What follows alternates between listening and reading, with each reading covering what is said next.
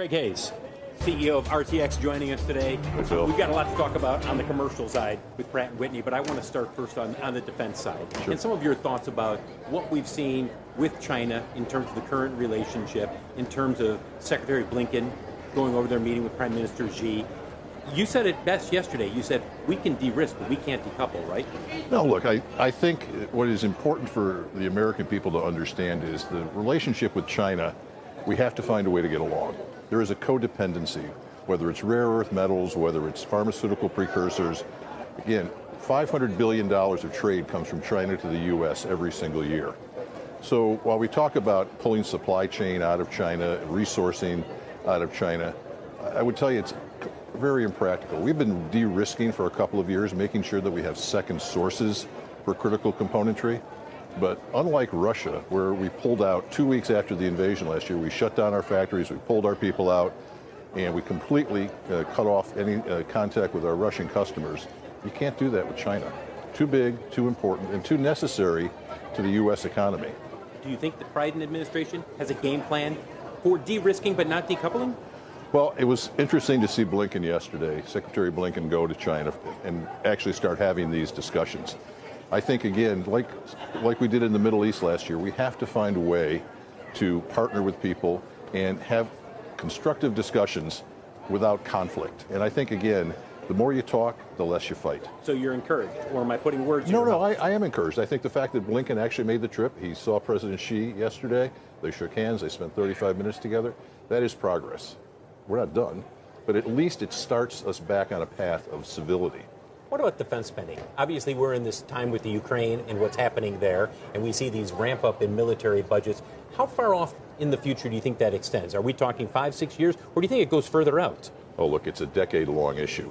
We're going through our war stocks, call it Stinger anti-aircraft missiles, Javelin anti-tank missiles, 155 millimeter artillery shells. We're going through those munitions at a rate none of us expected. It will take us years to restock the U.S. and our NATO allies' inventory. So, to date, we have seen about $2 billion of orders related to Ukraine restocking. We expect another $3 billion or so this year, but there is probably a multiple of that we'll see over the next 3 or 4 years. But it's not a this year, next year. It literally will be for the next decade. I want to pivot and I want to talk about the commercial side of the business. Orders are coming in like gangbusters this year and here. And more than once we've heard from executives. Stephen Udvar-Hazy said it's like kids in a candy shop. Their eyes are bigger than that their stomach can handle. Are we getting a little overextended here in terms of some of these orders that are being placed? Well, look, I think you have to keep in context when these planes are going to get delivered, right? So if you want a new A320 and you go talk to Guillaume at Airbus, he's going to tell you, I'll have one to you in 2031, right? And so Indigo today placed an order for 500 new aircraft for delivery between 2030 and 2035. The fact is, through the end of the decade, both Boeing and Airbus are essentially sold out. So people, I think, right now, they're putting orders in to secure delivery spots. And the fact of the matter is the commercial aerospace market continues to grow. We had a pause for exactly 1 year during the pandemic. We're back to pre-pandemic levels domestically for air traffic. We're almost back there internationally. And we still see 4.5–5% annual growth, at least for the next decade. And I think, again, Airbus said it the other day, 44,000 new airplanes in the next 20 years, right? 28,000 aircraft flying today, half of those will be retired, but you're going to add 44,000. You're doubling the fleet.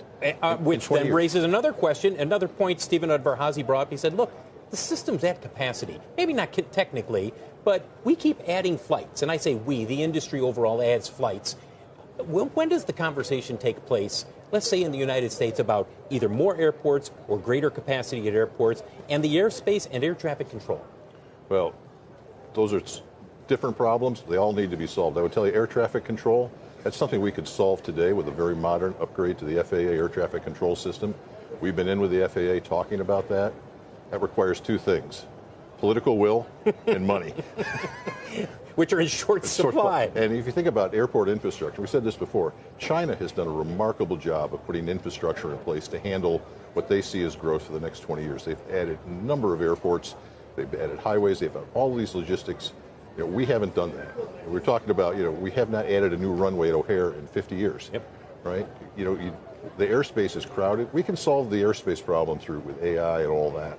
but you need more pilots, and you're going to need more airports, and you're going to need them in different places.